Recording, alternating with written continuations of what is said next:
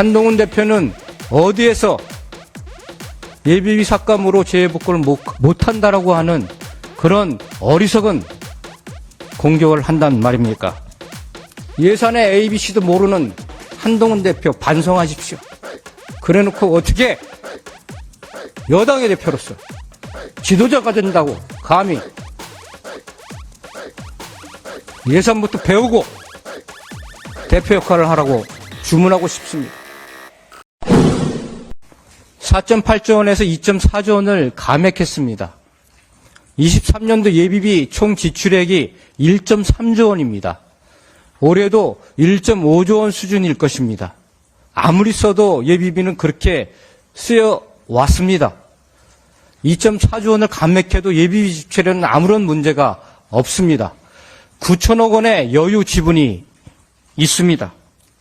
또 국가재정법에서 예비비로 재해복구가 어려울 때에는 국고 채무 부담 행위, 일종의 외상비라고 하는 것을 통해서 재해복구에 추가 재원을 쓸 수 있게 되어 있습니다.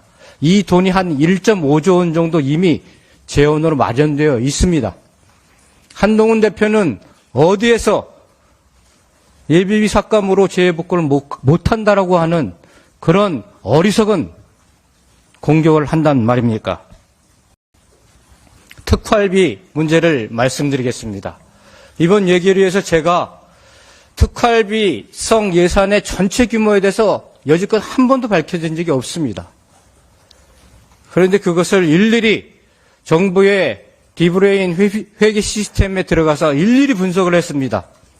특활비성 예산, 즉 특활비, 특견비, 정보보안비, 보안비, 이 특활비성 예산이 6대 권력기관, 국가정보원, 경찰청, 국방부, 법무부, 해양경찰청, 국세청, 대통령실, 이 6대 권력기관의 특활비성 예산이 무려 2조 1232억 원입니다.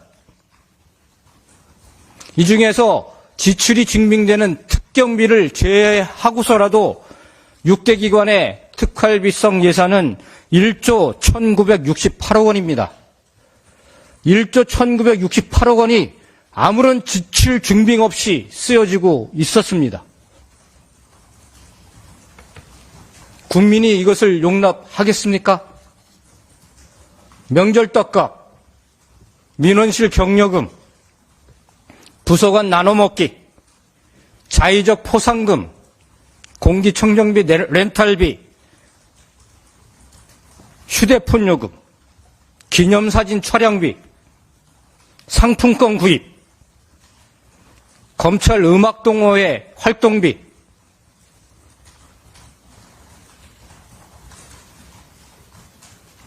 시민단체가 법원에 제출해서 법원이 판결한 것은 시민단체에 대한 판결입니다.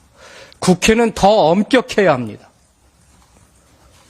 정보위원회에서도 국정원의 특활비를 심사할 때 비공개를 전제 조건으로 합니다. 그러면 비공개를 전제 조건으로 국회의 지출 증빙에 대해서 응했어야 합니다. 나중에 삭감되는 건 부랴부랴 그것도 대부분의 판례 기준에 따라서 제출을 합니다.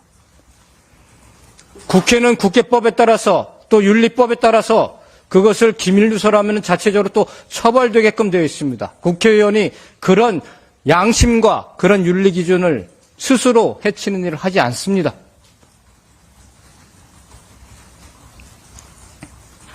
그것을 요구하는 것입니다. 그래서 대통령실 경호처는 운영의 과정 속에서 지출 증빙을 해서 경호처에 대한 특활비, 특경비는 다 살려줬습니다. 경찰도 마찬가지입니다. 하지만 자체 기준에 의해서 가리고 먹칠을 해오고 이런 것들은 가감없이 국민의 판단 기준에 대해서 삭감했던 것입니다.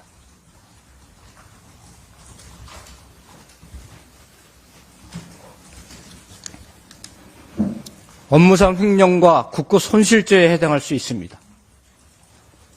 더욱더 이 분야에 있어서는 국민적 공감대하에 국회가 단호해야 한다고 생각합니다. 일명 대왕거래 프로젝트, 상임위원회에서 50억 삭감안으로 올라왔습니다.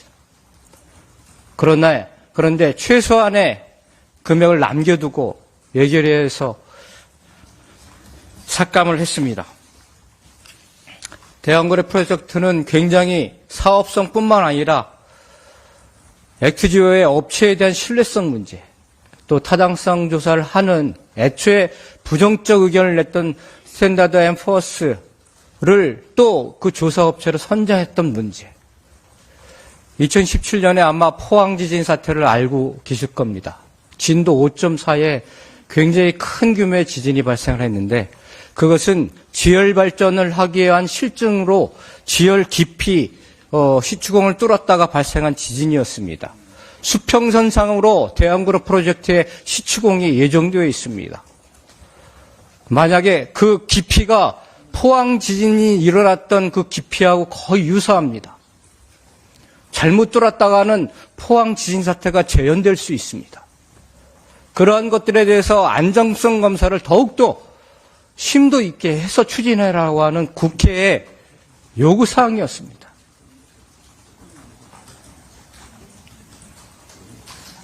그래서 감액했던 것입니다.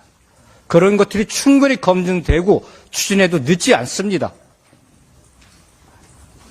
기후위기에 대응해서도 문제가 있는 사업입니다. 용산 관련된 사업에 대해서 말씀드리겠습니다.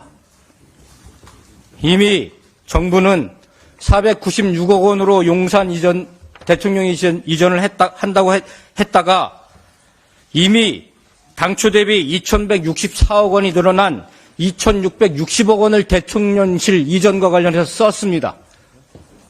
예비비를 끌어다 썼습니다. 각종 부처의 관련 예산을 숨겨놓고 전용해서 썼습니다.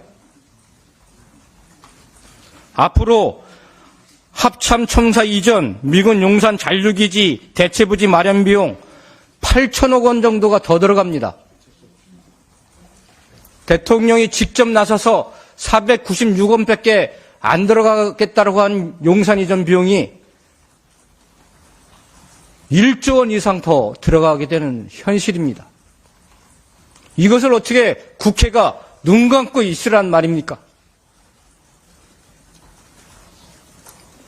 그래서 안전위해성 검증이 안 된 용산 어린이공원 부지에 대한 국방부하고 환경공단이 환경오염 검토를 했는데 수두룩한 발암물질과 유해 물질이 검출됐는데 그 이후에 한 LH 검사는 뭐 안전하다고 합니다. 같은 정부기관, 더 전문적 기관이 한 유해성 검사는 인정하지 않고 LH 한 검사는 또 인정해가지고 그렇게 해가지고 어린아이들을 시민들에게 발암물질에 노출되게끔 그 예산을 집행하라고요? 국회는 할 수가 없습니다. 그래서 삭감했습니다. ODA 2.7조 원을 더 늘렸습니다. 그래서 예결위에서 기준을 제시했습니다. 수원국 ODA 예산을 받는 개발도상국에서 안 받겠다 하는 예산 굳이 안 받겠는데 굳이 보내는 거 하지 말아라. 전쟁 상태에 있는 국가, 분쟁 상태에 있는 국가, 그리고 ODA 예산을 전년도에 태웠는데 그걸 집행률이 현저히 떨어지는 ODA 예산, 이 네 가지 기준으로 삭감을 했습니다. 정부도 그 삭감안을 가져왔습니다. 여당도 동의해서 그 여당 동의한 예산을 삭감했던 것입니다. 이게 무자비한 정부의 예산 집행을 방해하는 행위입니까? R&D 예산 무려 그것도 2.8조 원을 감액해서 난리가 나지 않았었습니까? 국내 석박사 인력들이 다 해외로 나가고 있지 않았습니까? 그래서 원상 회복을 했긴 했지만 우주 분야와 원자력 분야로 그 원상 회복 비용을 다 몰아놨습니다. 근데 일반 R&D 비용들은, 국내 R&D 비용들은 회복되지가 않았습니다. 그런데 이 R&D 비용도 글로벌 R&D 예산을 엄청나게 늘려놨습니다. 대통령이 순방하면서 약속했던 예산들도 거기에 숨겨져 있습니다. 근데 이미 R&D 협약하는 협약국가하고 협약도 맺어지지 않았습니다.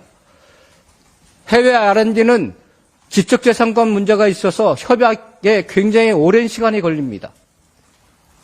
그런 예산 감액해서 국내 R&D 석박사들에게 돌리자 해서 감액했습니다. 이게 잘못됐습니까? 전공의 등 수당 관련된 사업을 저희가 감액했다고 얘기를 하는데 그것 또한 거짓입니다. 이거는 보건복지위원회에서 여야 합의로 정부안 589억 원 중 174억 원을 감액했습니다. 감액 이유가 뭐냐면 전공의 복귀 여부가 불투명하지 않습니까? 그래서 12월 달에 전공의가 다 복귀해서 내년 1월부터 수당을 지급하면은 그 비용이 들어가는데 전공의 복귀 여부에 대한 현실성 있는 계획을 감안해서 정부가 12개월분으로 편성한 수당을 10개월분으로 해가지고 그 10개월분의 삭감안을 여야 합의로 해가지고 통과시킨 것입니다. 굉장히 현실적인 집행 가능한 그것이 또 집행 가능할지 모르겠지만 그렇게 한 거고요. 원전 사업은 정말 문제 있는 사업 두 사업 제외하고 정부 원안을 다 반영을 했습니다. 정부가 원전 사업과 재생 신재생 에너지를 동시적으로 증액해 나가야 하는데 원전 사업은 늘리고 재생 신재생 에너지는 감액 편성을 했습니다. 그럼에도 불구하고 우리 민주당은 원전 사업에 대해서 정부안을 다 반영을 했고 정말 심도 깊게 논의되어야 할 두 가지 사업에 대해서만 감액 편성을 했었던 것입니다. 호남 고속철도 예산을 감액했다라고 한동훈 대표가 얘기했습니다. 여당의 대표가 할 말이 아닙니다. 그건 감액된 게 아니라 여야가 상임위로 증액해서 올라온 예산입니다. 삭감 안에는 증액된 예산을 단 한 푼도 넣을 수 없게끔 되어 있습니다. 단 1원이라도 증액 예산을 넣으면은 그 삭감안은 무효가 되기 때문입니다. 예산의 ABC도 모르는 한동훈 대표 반성하십시오. 그래놓고 어떻게 여당의 대표로서 지도자가 된다고 감히 예산부터 배우고 대표 역할을 하라고 주문하고 싶습니다.